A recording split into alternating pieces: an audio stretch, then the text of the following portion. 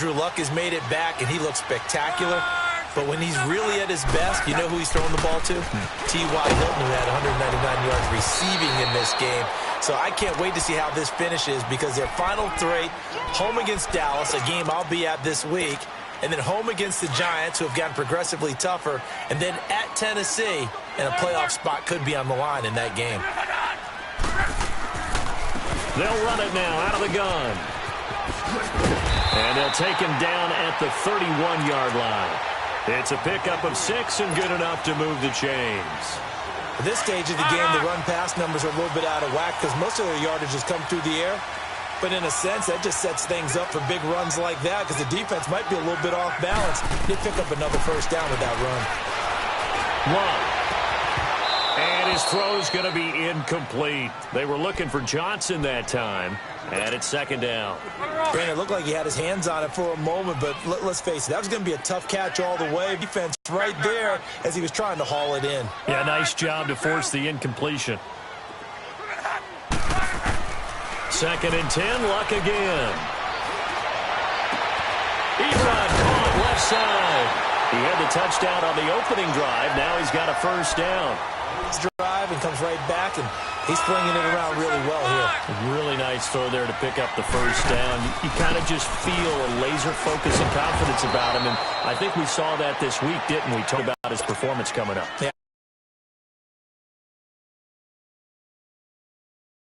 Situations, ball hardly hit the ground, and I thought, yeah, he might be locked in for this one. And he'll work it across midfield inside the 45. Give the Colts 13 yards and a first down. That's how you get right up off of the mat, because on the left, dropped him for a loss. But he's the type of guy that scared me a little bit because he's not daunted. Just got right back up, showed some confidence, and picked up a first down with his very next run. On first down, it's Luck. He's going to go for a big play downfield. And he's got his man. It's Hilton for the Colts touchdown. T.Y. Hilton, 43 yards. And the Colts add on to their lead. Vinatieri connecting on the extra point. And that'll make the score 14-0. Out is the kickoff unit as they run up and send this one away.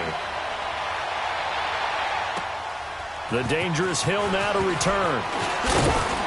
And he'll take this across the 25. A couple extra yards up to the 27-yard line.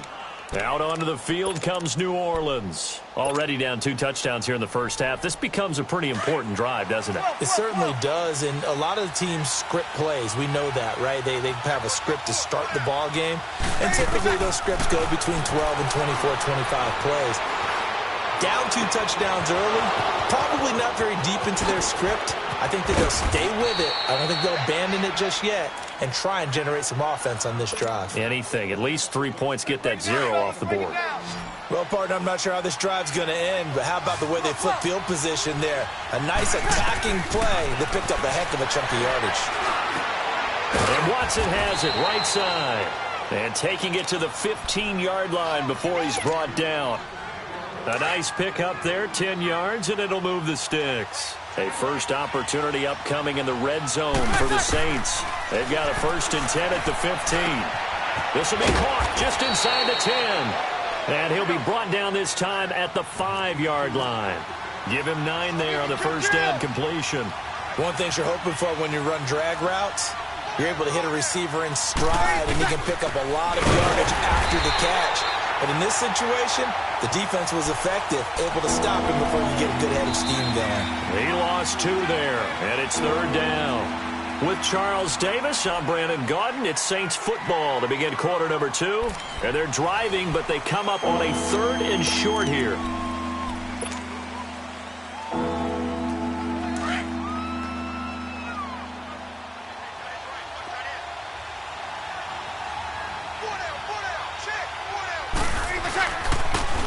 To the ground, this time with Ingram. And he'll take it into the end zone for the Saints touchdown. Mark Ingram taking it in from 7 yards away. And the Saints have cut it back within a score. Lutz good on the extra point, and that'll make our score 14-7. Lutz now to kick this one away.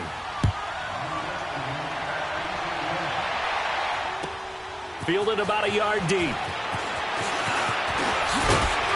And all that work, but he stopped where he ultimately would have been had he simply taken a knee, and that's the 25-yard line. The Colts offensive unit ready to see what they can do here. Now, right now, they're saying, hey, let's keep this going. 2 drives, 2 touchdowns. Yeah, can't ask for a better start than that, can you? I mean, this is the way you practice it. This is the way you rehearse it. But right now, the play calling, they're locked in really well. And that is caught on the right sideline, but out of bounds, says the line judge. The throw took him a little too far. It's second down. All right, partner, let's peek ahead to Week 15 while we have a second here. It starts out with a good one on Thursday night. How about the Chargers and the Chiefs battling the AFC West? Yeah, it could very well decide the division, and that's a huge, huge ball game. And who saw that coming when the season began, that this would decide the whole deal? How about our first Saturday games of the year? Texans, Jets, Browns, Broncos, and those are going to feature the young quarterbacks. Sam Darnold with the Jets, Baker Mayfield with the Browns. And then Sunday, the late game, Pats and Steelers. You get Eagles, Rams Sunday night, Saints, Panthers Monday. I mean, hello, Week 15. Yeah, that means I'm doing absolutely nothing the entire weekend except sitting on the couch and watching ball. Well, you're also working a game on Sunday. Oh, yeah, besides that. Okay. 12. Go ahead. They're going to go. It's locked. And Johnson lost the football. It's loose, pumped out. And this is picked up by the Saints. And they're not able to convert on 4th down. And the aggressive play call simply does not work out. You're on your own side of the field here. Punt it, right? Yeah, I would agree with that. There's a time for analytics and a time for being aggressive, but not with this field position. There's also a time for good old football 101 sets. Yeah. Punt it away. Let your defense take over with better field position. Fighting his way down to about the 35-yard line. Jamal Sheard on the stop. When we see those runs to the perimeter, when we see those runs to the edge, we think about big breakers, don't we? In this case, it was a modest gain, but it does open up possibilities here on 2nd down. Now Breeze throwing on 2nd down. He gets this one complete to Traquan Smith. And they're going to be set up down around the 15-yard line. And a nice gain of 21 yards. The goal for any offense versus his own defense, find the holes where guys are available and put the ball on the receiver before any defender can step up and fill it. They did it well there. Perfectly executed crossing route. And he'll be brought down this time at the 5-yard line. Give him 10 yards on the pickup, and it'll be 2nd and very short. Partner, I remember a coaching friend of mine used to tell his running backs before games, make sure you run and jog with your offensive line in pregame. Get used to the ground shaking when those big behemoths start to create space for you up front. He did a pretty... And he can't find anywhere to go with it, and he goes down. Jamal Sheard. He's the one that got to him. He takes him down for a loss of 9.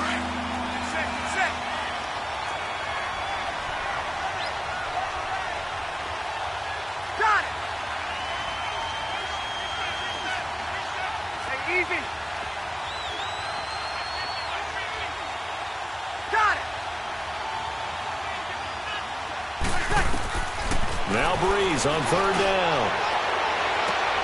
And it'll be intercepted.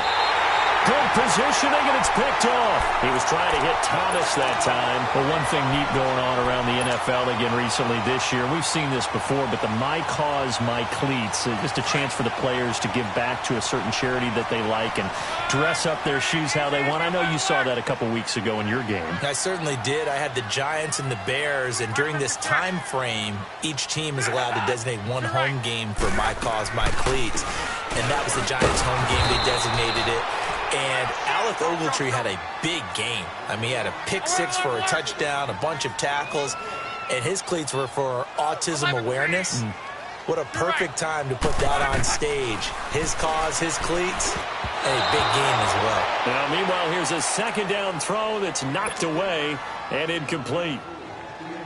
When I watched that play, I thought about what my coaches had told me in the past. The biggest teaching point, get your head around. Locate the football so you can make a play on it while it's in the air. That's exactly what he did there. That was nice. He's going to air one out. And got his man complete. He's at the 30. 10. Touchdown, Indianapolis. That's 3 touchdown passes now for Andrew Luck. And the Colts are able to grow their lead. As a former DB, you might not like to see that, but from a wide receiver's perspective, those are the plays they dream of. Correct. That should have been done in Big Sky Country. Aren't any speed limits out there? And off he went. Glad I wasn't the one trying to chase him. The Saints offense now, they get ready to head back onto the field. And the interception thrown in the red zone last time. We'll see if they can rebound. I just have to think the last thing he said as they went back out there was, don't do that again. What do you think? What do you think? Yeah, I think that. I think that not only did he say that, but he also told him, let's put it in the end. A bit facetious here, but the bottom line is take care of the football, and everything else should flow from there. Quick lesson, never ask the play-by-play guy a question. Hey, you're my partner. I know you're right there with me. Meanwhile, they take a shot to start the drive, but this is going to wind up incomplete.